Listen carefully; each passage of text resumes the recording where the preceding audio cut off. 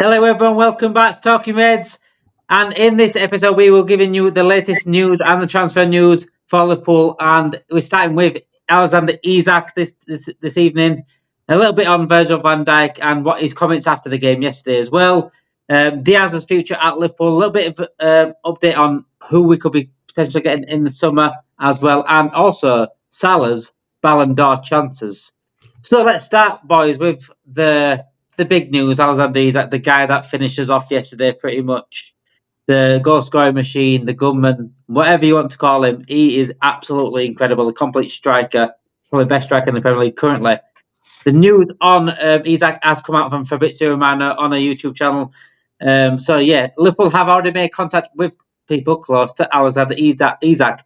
He also went on to say big, massive proposals will come on the table for the Swedish striker. Stu, big summer ahead, according to Romano. But have we heard it all before? Is Alexander Isak a possibility for Liverpool? Do you think it's another Jude Bellingham? It is. It does kind of feel like we're going back to the same as before. Every summer, yeah, it's going to be a build. But I don't know. This time, I don't want to jump the gun too much because we've been burnt in the past about it. Like, sort of getting excited about getting a ton load of signings in, and it just didn't happen. January was a prime example. But I can understand the reasons for that. Alexander Isak, hands down, would be one of my probably top three choices in Europe to go. But he is going to be bloody expensive. We're going to have to pay a lot of money to get him. But we can offset that like we do because we've got a good business model and we like to do it. We can offset that with player sales. So I would not be surprised if we actually did get that done. And I have a feeling Isak would prefer that move to Liverpool than over, say, the likes of Arsenal. I think for him, I think it's more to do with fan bases. I think wherever he feels comfortable, I could see that in the Newcastle game yesterday. He feels comfortable at home with the fans there, and I'm pretty sure he doesn't want to move, but a lot of it will hinge on Champions League qualification for him more than anything else because he wants to be playing at the top, and I'm sure Newcastle understand that.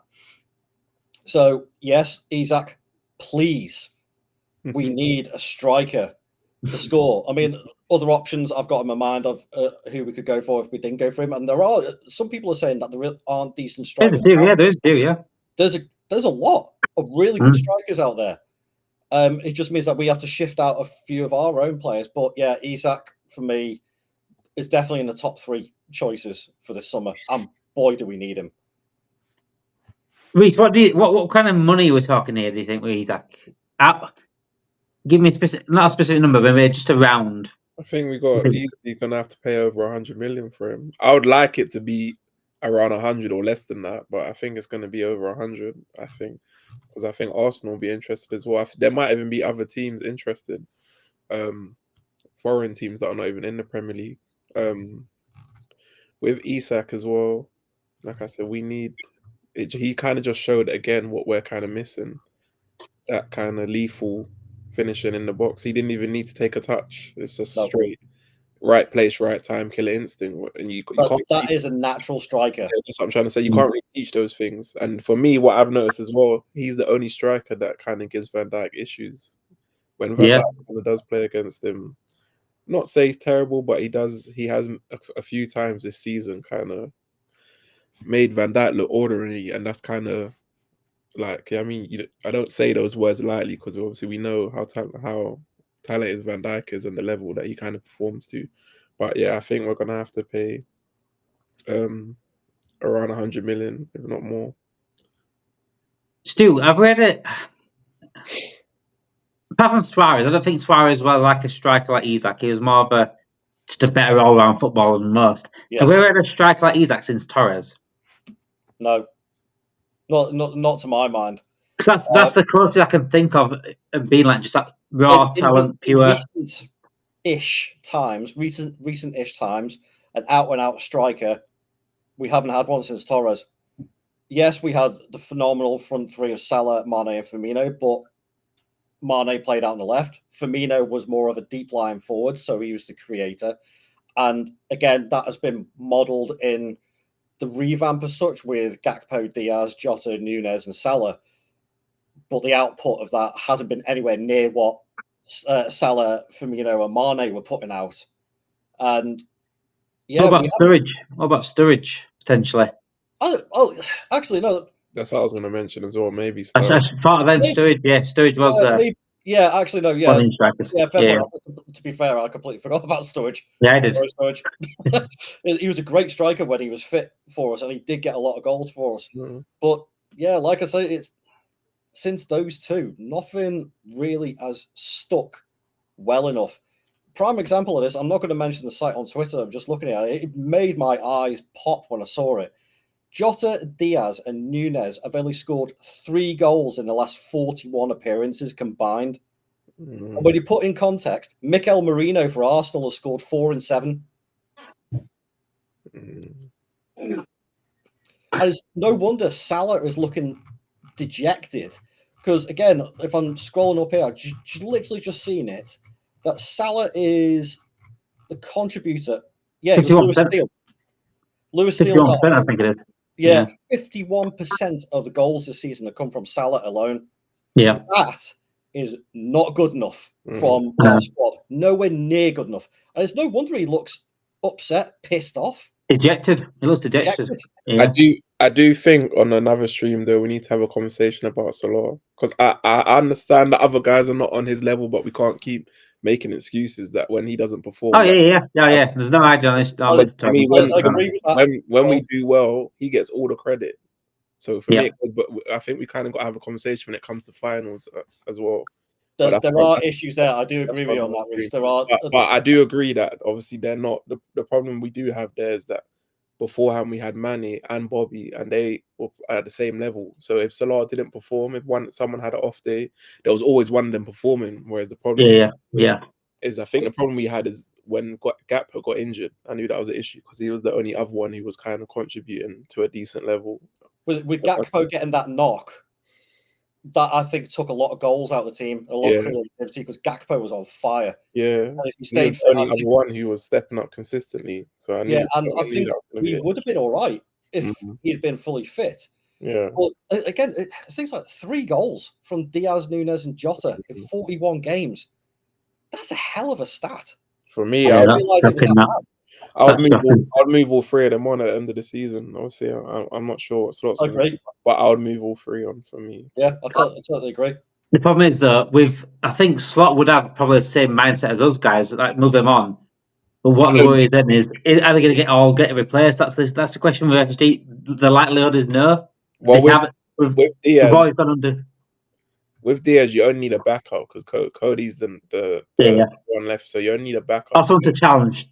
Some challenge, but that could be someone who could cost 40, could be 30, could be someone not so. And then for me, you get a striker, and then you need maybe a backup striker. And if Jota does go, it does look like the attack is going. The attack is going to be looked at. That's absolutely certain this summer. Paul Joyce has come out and said it. The overall attack looks certain. Romano's pretty much said the attack. He also went on to say about Luis Diaz. We're talking about Luis Diaz there. There's concrete possibility that Luis Diaz leaves Liverpool this summer, says Romano. He's just been underwhelming, hasn't he? He's just been absolutely. This is the reason why a lot of people wanted him gone last summer, because he went into his habits of being predictable. He was so easy to defend against. Yep. I thought that PSG. I spoke to you since, Stu. I spoke to Reece. I've spoken to since PSG. No, I don't know if I spoke to both of you. But I think that both PSG games alone, to me, exposed Diaz, because against Ratzakelli, Dembele, and Barcola, and in Doria coming on, all those 4 players showed you what attacking players kind of meant to be with the end product. Yeah. All those 4 players were unpredictable. I didn't know what they were going to do, and they could take a player on. Yeah. Sorry, the one thing I can't understand, and this is what baffles me the most, I think, for this season, is the enigma of Chiesa. Chiesa is rapid, and he's got a good amount of creativity. He showed that in the final.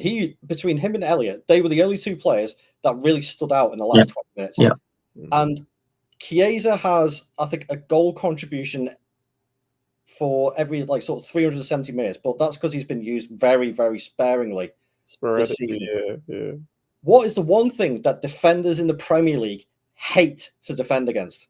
Unpredictable. Someone who's unpredictable. Unpredictability and pace. Pace. Carragher highlighted it yesterday in an interview. He said, where was Liverpool's pace? We had no speed whatsoever. Who in our squad has speed? Núñez and Chiesa. Núñez, dog shit. Get lost. He's doing my head in now because every time he's on the pitch, you can tell he's been told he's going because he couldn't care less. So as far as I'm concerned, he shouldn't play another game for the rest of the season. And the person who does deserve a shot is Chiesa because every time he has come on, he has shown his commitment. And I don't understand why Slaughter's ignoring that. Yeah, with Chiesa, he's definitely dropped the ball there because he hasn't really given him a fair chance. I don't get it because, again, Chiesa is a class player. When he's fit and he's firing, he is absolutely rapid. And in terms of yesterday, I think if he made changes sooner at halftime, I think we win. I think if he makes changes without us going 2-0 down, because I said he needs to make the changes immediately. You can't allow them to come out because we were that bad. You can't allow them to come out. And it frustrated me because against Southampton, he made the changes immediately. But against PSG and against in the final. So I'm wondering if it's a bit of he's not been there before. Takeaway, obviously, we should get over the line with the league, and he's been sensational considering it's not his squad, but it kind of looked like the occasion he maybe didn't want to risk it. Whereas for me, if it was me, I would have changed the whole front three. I would have took Salah off as well. I would have brought Chiesa on. I would have brought Núñez on, and I would have brought Gakpo on. And in the midfield, I would have took Gravenberch and McAllister off, and I would have brought Endo and Curtis Jones on and be like, you got to get, and that's it. Give it everything that next 45 minutes. But I knew once they scored again, it was done. One thing I don't get though, regarding not making changes, what's the worst that can happen? You're losing. But that's what I'm trying to say. If it's not working, you've got to change it up. This is the criticism I've had of Arteta in recent weeks. The guy was against Man United and he didn't change anything up. He kept Marino up front. Like at some point, if it's not working, you put like Martinelli up front, bit of pace, do something different. Yeah. And that's what Slott's been good at it this season, but he just hasn't been doing it recently. None of the team could complain either for me, based on how poor they all were. None of them could complain about playing off. And he got that substitution right in the last 20 minutes with Chiesa and Elliott. That's what I'm trying. But that should have happened 20 minutes before. Too early. Yeah, too late. Even when we scored and it was too late, they got nervous. You could see their fans got nervous as well. And I was like, why have we done this so late? Like, you should have brought Elliott. Elliott's another one. He hasn't really given him a fair crack.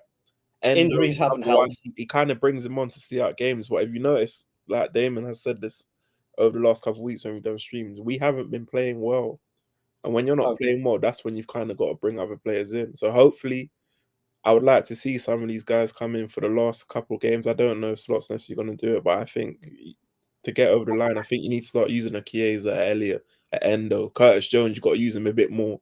Because Gravenberch and McAllister especially, they've been, you could see they're knackered. They've been out as well. The last 5 or 6 weeks, you could see they're knackered. Yeah, they're maybe not playing well as well, but I think it's more that they're knackered for me from what you can see. Especially yesterday when I saw Newcastle's midfield, I was like, oh, this is going to be a tough They're just steamrolled our midfield. Balance that they have is perfect because they got 2 technical players and then all 3 of them know how to be like brutes. They know how to be aggressive as well. So I was on Absolute Podcast the other night on Tuesday night. It was actually when the Liverpool game was on, so I was doing a live watch along whilst I was on it, and I was doing the match preview with Newcastle fans. Can't think what they're called now. If it's a Magpie chance, I can't think what they're called now. But yeah, I was doing a preview with the Newcastle fans, 3 Newcastle fans. And I was saying, look, our players look absolutely knackered. Even in the PSG game, they look absolutely exhausted. I said, that midfield you've got is one of the best in the world. And I'm scared of you just absolutely outrunning us. I think that midfield battle is the way it wins or lose on Sunday. And it was absolutely like yesterday. That midfield battle, we lost so badly. And with the whole game, Joelinton was everywhere. Guimaraes, Tonali was sensational, by the way. That energy and those duels and those fights in the middle. That's why we need some grit in the middle. We need someone that can put the body about. We need someone that can run. Again. We ain't got that. Endo does it. Endo's only our natural proper 6, really. Only naturals proper 6 we've got. But unfortunately, he's just the age that he is. And he's not going to get any better. He's just not elite. he does a job when he comes on, and he's been probably worth every bit of penny we've ever spent on him. But he's just not elite. We need that elite CDM now, or maybe another midfielder as well, just for sheer legs, presence, power. We can't get overpowered in midfield. And even then, PSG's power wasn't a powerful midfield, but they were just technically way better. Levels above us, technically. As a three. Maybe, I've been saying, look, as I said earlier time on the match reaction, I said maybe these PSG games and the Newcastle game is a bit of a reality check for a lot of fans, and maybe we need this to happen for us to see, like, look, we actually have got weaknesses here. Just got to top the league. I think Scott knows, though, as well. I think he does not do anything right now. What I would like, though, is it is a learning curve. I know a lot of our fan base were quite reactionary yesterday, and I'm hearing people say slot out and that, which is ridiculous for me because it's his first season, and people got to bear in mind Klopp lost 2 or 3 of his first finals. So obviously you would like to win all of them, but at the end of the day, it's a learning curve. He strikes me as the type of guy he will learn. He's just got to get over the line. I agree with what you said before, Reece, about Slot as well. I think he's a young manager. Yeah. When you think in terms of that, so his experience of finals. Yeah. So the league is a different beast. It's just game by game by game. Finals are different. And Europe as well. And Europe. I don't really think he's been at those stages. So obviously with finals a bit different to Liverpool, the magnitude is just, there's way more pressure, you know. For the first season, I can forgive that. Okay, we got to the Carabao Cup final. We got to the round of 16 the quarterfinals for the Champions League, round of 16, sorry. We came up against a very, very, very good PSG side that I didn't expect. But again, I go back to the previous point. What scares defenders? Pace. What did PSG have loads of? Pace, skill, unpredictability, And they ran our team ragged. And again, it was the same with the physicality of the weekend in the Carabao Cup. Now, the blessing in disguise is having the international break now. Now, fingers crossed, some of the players fake a little injury and come back and have a rest. I wouldn't mind that. And we all know it happens. And they just have that time to sort of rest their brains, rest their bodies, recoup a little bit, and then come back in for these last 9 games. I'm not worried about the title. We need, I think I read somewhere, we need 16 points out of 27. Yeah. 27, to win the league. That's 5 wins and a draw. I think we could do that, especially now we've got this break and everything can be analysed and decompressed and all that sort of stuff. But this summer is going to be incredibly interesting because I think more than anything, I don't want to get excited that we're going to bring in loads of signings, but I do think it's what we need. Without a doubt. I don't think many fans would disagree with that because, as you said, Damon, it highlighted over the last couple of games our weaknesses in Klopp's squad. Let's not forget that. And also, I would like to say that I agree with how I've been thinking about this over the last few weeks. I agree with how Liverpool decided to go about it for this season. We've been lucky with the fact that Man City had dropped off a cliff. Arsenal aren't even hitting anything. Chelsea, I don't know what the hell Chelsea are doing. They're still buying players left, right, and centre from Sporting Lisbon. What the fuck is going on there? Man United, no idea. Spurs being Spursy. And we've taken advantage of that. But if those teams were up to speed, we wouldn't be. We'd be battling for probably 4th or 5th. 4, yeah, I'll say probably. In reality of it. So we've taken advantage of this well with a squad that is knackered. Yeah. It is pooped. And this has been happening for years, Stu. It's the same cycle every single year, the same pattern. Yeah. And people I say, we're going to be fine. We don't need signings, whatever. But it's so clear that signings are so important because Van Dijk has said, look, it's a long season. He's been in this game for so long, and he knew it was going to happen again. Luckily, we've got that 12-point gap of Arsenal. By the way, if we lose the title, by the way, you'll see a different side of me you've never seen in your life. You think I've been angry now, but the season is done. The Premier League's done. I've already put it out into the universe. I think we're champions. But like I said, if it was a different Arsenal last season, if it were last season Arsenal, then this title will be still on, and the tiredness will really ruin us in the league as well. Yeah. And we can't let the league win just to cover over that crack. And I'm sick and tired of covering over cracks. But one player that has been linked to Liverpool, and that is Xavi Simons. Apparently, Leipzig want 80 million euros for the attacking midfielder slash winger. We need According to Sky Sports Germany. Apparently, one second, when he signed Germany. For leave to a top club. Oh, right, okay. It says when he signed a new deal in January, there's an agreement to let him leave to a top club if the price tag was met. So it's pretty much like a release clause, the same there. He'd slash that in half for me. 40 million euros, 80. That's too much for him. He's not that level of player for me. Yeah. He's a squad player at best. He's not coming in to go straight into the team for me. He's there to make up numbers. Decent player, but he doesn't move me like that. And in terms of yesterday, I do think the players let Slot down, especially the senior ones. Some of them were tired and whatnot, fair enough, but you're in a final. If that don't motivate you to try and go over the line as well, I don't know what to tell you. Whereas they just never got going. They just looked like they weren't in the mood. Obviously, the fans as well. I heard a lot that people were saying there's more tourists, too much tourists now when it comes to Liverpool fans. All you could hear was the Newcastle fans. Credit to them. They were up for it, and they fully deserved that win. But we kind of got to look at ourselves as well, because like I said, I can accept a loss. It's the manner and how you lose. And it didn't look like we even wanted to be there. We kind of looked like, can we be bothered? Or did they kind of think, we'll just beat Newcastle, which is, for me, you got to question the mindset. Because I do think they were still dwelling on the PSG game. And they've done that during the Klopp era sometimes, where they will go out of something and they're dwelling on that. You got to move on from that. You can't keep thinking about, you kind of thing. And that's what it kind of looked like. It looked like they have one game and you go out. Yeah, you may have wanted to go through in the Champions League, but you can't win it all. You can't win it all. For me, you got regarding the atmosphere, I'm very wary who I hear complain about the atmosphere. Because if they accepted FSG as owners, then they've got to accept the atmosphere that comes with it. Because they're the ones that are only wanting money, and that's it. They don't care about who gets the tickets. So if you're accepting FSG as owners, they shouldn't be complaining about the atmosphere. So I'm very wary who complains about the atmosphere regarding that. So yeah, a little bit on Virgil Van Dijk. It has come out and said that before the end of the season, there's not going to be news. As long as I'm fully committed and I have full focus on the task ahead and love the club, that's my main thing. That's who I am. I've got something to counteract that. Go on, mate. Because a report has just been put up by... Straight away now, is this breaking news? By skysports.ch. I think that's the French one. Yeah, possibly, it is. Yeah. It's by Sacha Tovilleri. Yep. An article by him, and he's quote in saying Van Dijk feels his time is over. He believes that the next few weeks will be his last in a red and white jersey, and he's favouring a move to the MLS, not Saudi. Wow. And no agreement seems to be on the horizon. Wow.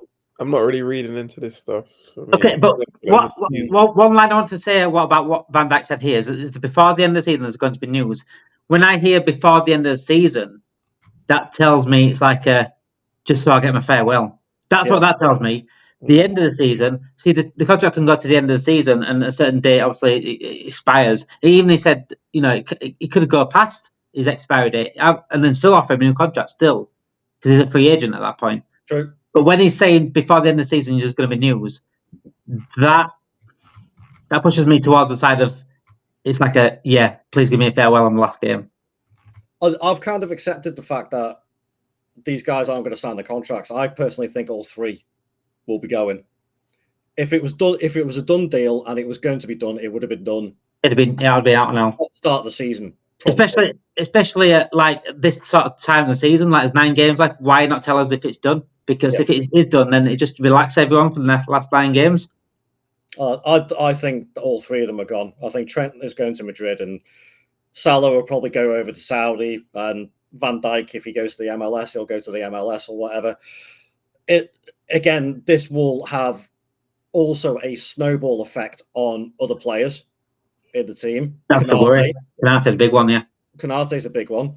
Obviously, then you got the likes of Robbo still around as well. Will he stay? I think he will, because I think there was talk about offering him a contract extension anyway. But those three going, it will free up a hell of a lot of wages into the financial pot. But if all three of them do go, then it just makes the rebuild this summer even larger. To me, it makes it impossible for this summer anyway. Not to, I don't think next season I wouldn't expect anything. No, at all. Like next season for me, if that happens, in fact, even in my mind now, next season's kind of a write-off anyway. As long as we get Champions League football, I'll be happy with that. Because either way in which I'm looking at it, whether those players stay or whether they go, it still needs a substantial rebuild on the squad because of the lack of legs, pace, and strength in the squad now. So I think next season, any fans that are thinking, oh yeah, we're going to go out there and defend the title, we're going to go and win the Champions League or whatever. Yeah, okay, we may get lucky and win a cup. A cup competition is just a cup competition at the end of the day. Any team can do well in that. But if we win the title this season, I would not expect to be defending it next season, especially with the other teams around us as well. And if we are going to do that, we need these three, especially Salah and Van Dijk. Yeah, we need that experience. I'd say more so Van Dijk than Salah. Because I think if Salah goes, then we can bring in a couple of attackers who contribute, say, 25 goals a season or 20 goals a season, and they cover his numbers. And I'm fine with that. I'm absolutely fine with that. As long as we get those same numbers. If it's from a couple of players, fine. If it's from one player, brilliant. We've got another Salah on our hands, whoever that may be, but we have to replicate those numbers and better. That is the tough part of it. I'm sure Edwards and Hughes have got a whole long Roman scroll of players that they want to bring in. I think they've got a whole Roman scroll of all the destinations, mate, for the summer that they're going to have off. Reece, I know you've already been optimistic about these two players, haven't you? About Salah and Van Dijk. You know, I think all of us in the chat really have always thought Trent's gone, the other two are staying. I think we've always pretty much thought that. The longer it's going on, is there any doubt in your mind that any of them stay? I can still see Van Dijk staying.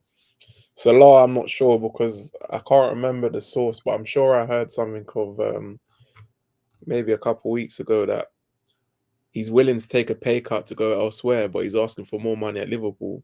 Which for me, that don't go down well. That's weird. That's strange. For me, that don't go down well because then for me, it's like I said, why are you willing to take a pay cut somewhere else, but you want to get more money here? And also, I don't know if Salah got to Saudi though, you know. Huh? I don't know if Salah got to Saudi this early. I think he still thinks he's the best in the world, obviously. He could go somewhere else, but like I said, he will be in for a shock as well because the team's not going to be built around him. He's still a good player, but you're going to be one of many. It's not going to be the Salah show, which it kind of is here.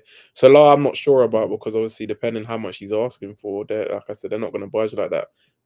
If they offer him around the same, then okay. But I think worst come to worst, I don't want to lose Virgil. Ideally, I would like to keep Virgil and Salah. Trent, I've already accepted that Trent is going. If Trent does happen to stay, then great. Because yesterday kind of showed how much we're missing. People were quick to say, oh yeah, it's all right, Trent can go. But for me, you kind of was missing someone to be able to open up. That creativity. Massively. But yeah, I've kind of accepted he's going.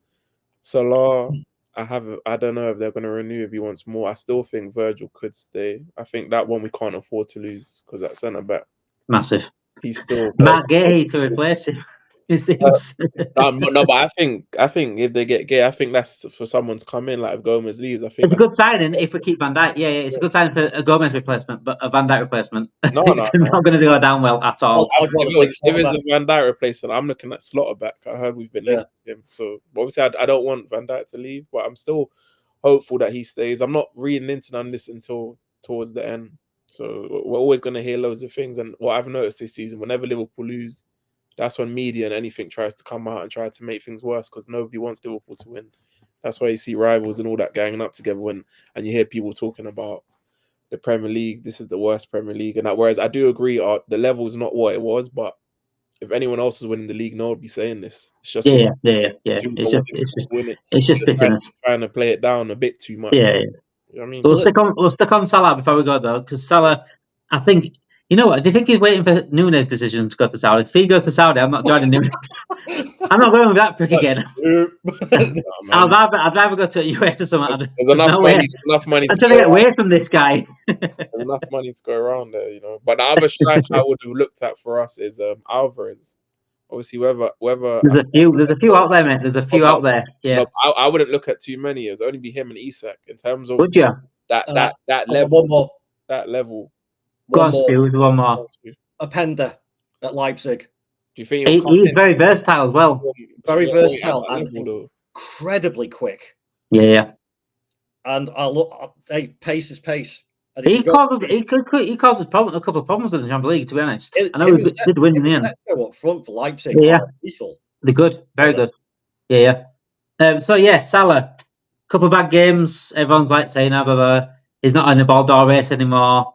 It's very short memories. Yeah, Salah, we've said it already here, he needs to do better in big games. This is why, when it comes to Gerrard Salah sort of thing, Gerrard's always going to be above right now, because Gerrard he'd have dragged that team out of the gutter yesterday and won the game by himself. He never allowed players in big games ever not having a good game, or not ever dragging us over the line. You know, that's what I'm saying. So, but Salah, regarding the Ballon d'Or this season, you can't forget that he's the one that's carried the team pretty much this season.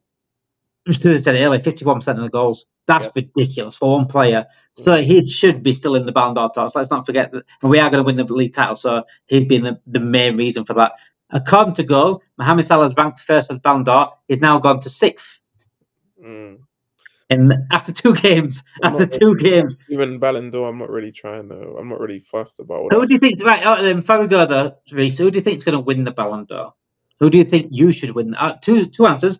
Who do you think who would you do? Who would you pick? And who do you think will do it? There? Is Lamar in with a shout or no? Yamal's definitely got a shout. Oh yeah, see him the other night. That's who I would be leaning towards. Lamar. I don't think Vinny's that great either, to be fair. But I wouldn't be surprised if they gave it to him, because Real Madrid got screwed last year. So there might be a bit of corruption or crying this year that you can't let us. We're used to having it our own way, but that's the guy who I would be leaning towards is Lamar. Who would you give it though, Reece? Who would you give it personally? Lamar. You give it Lamar. Okay, Stu. I've got 3 options. I think 2 of the most obvious ones. One would be Mbappe. In fact, actually, I got 4. Mbappe and Salah are probably the 2 main options. A slight outside chance would be Dembele at PSG. Oh, Dembele as well. His output yeah. But my major outsider is Rafinha at Barcelona. That is my pick. His output he's been Barcelona's best player this season. I know Yamal's going to get all the glory because he's 17, whatever. But Rafinha, he's been incredible. Wow. Yeah. I'd never expected that, to be fair. But we was in for him. Remember when we were in for him? A lot of people, not getting someone from Leeds. Yeah, we should have went and got him years ago. He's sensational. Yeah, I agree. His output, him and Dembele are probably the dark horses, I'd say, for it, because both of them 2 have got very, very similar GA this season, very similar to Salah's GA this season. So I would not be surprised. Go back onto Salah's finals performance. I saw a post earlier on this morning. Somebody said put a graphic up. No, it was on Instagram, CBS's Instagram, and it was the 9 finals that he's been involved in, and he's only got like 1 goal and 1 assist in 9 finals. I pointed this out straight away. It's a little bit harsh because 3 of those finals he was injured. Yeah. He missed 2 after 30 minutes, and he missed 1 final entirely. So I think that's a little bit harsh to say that he doesn't turn up as such. Yeah. But I can understand why that argument is there as well, because his output in finals isn't exactly the best. But I think the context is slightly conflated. And I think if you're comparing you got to compare as well. If you're going to compare to Henry, you got to see what Henry's finals are like at Arsenal. Did he turn up to any finals? No, but that's the thing. A lot of people, the only thing they usually say about Henry is finals. So So all this time we've been talking about Salah and Henry conversations, whereas for me, that conversation should never be had, because in terms of players, it's not even close. If you're talking about success, that's different, but as players, it's not even close.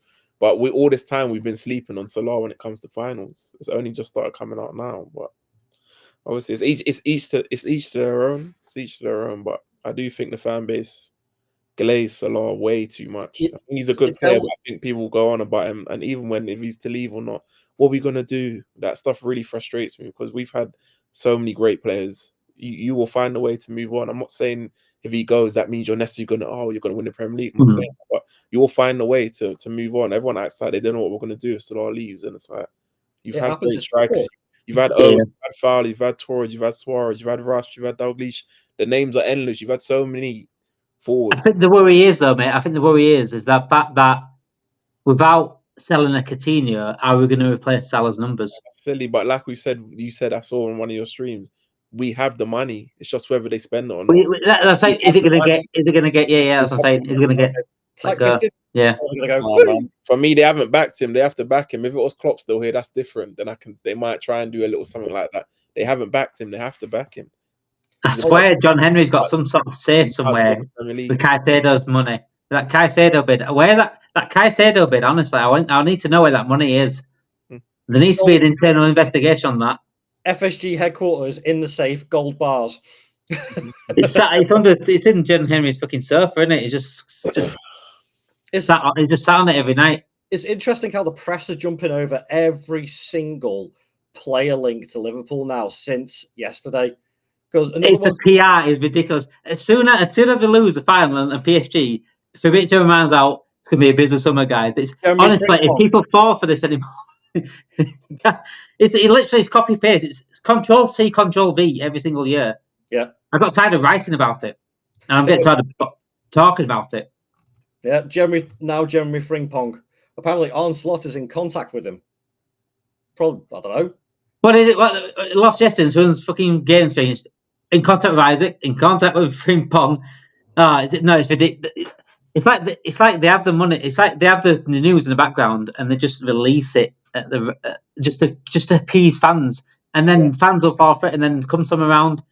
We won't bother going for Isak's too expensive. We didn't know we were going to be that expensive. Like the Bellingham thing. We chased Bellingham for 3 years and didn't know we were that expensive. I think it will be busy summer because we've got to get rid of a few players. And if Slot, the amount of movement that is going to happen depends on if Slot's allowed to have that movement happen. Because Slot seems quite cutthroat. There has to be an agreement in place with Slot where he came in last summer, and that's why I thought about this over the time and thought, right, okay, the way they've gone about it, look at the squad, use the squad that you got, then you can work out who you want to get rid of and who you want to replace, contracts and all that sort of stuff. I'm 99% certain that is what the agreement is, and they will back him this summer. But they have to back him hard. They really do. It's going to have to be a lot of money. As much as it sickens me, the amount of money that does get spent, it will have. That's just the way the market is. They have to back him up with that money. If they don't, then we'll fall into mediocrity. It's as simple as that.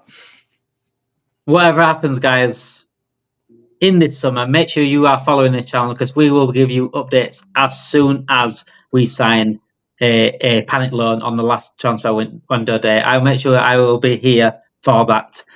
So yeah, make sure you do like this video. It helps out massively. Subscribe to the channel for all your Liverpool updates, all your Liverpool content, and get your notification bells on as well because there's certainly 9 finals left in the season, but we've got a big summer ahead. So we'll give you updates on all the news and everything that is just Liverpool. Okay, thanks guys for watching. Have a great week, guys, and enjoy your boring international break as well, guys.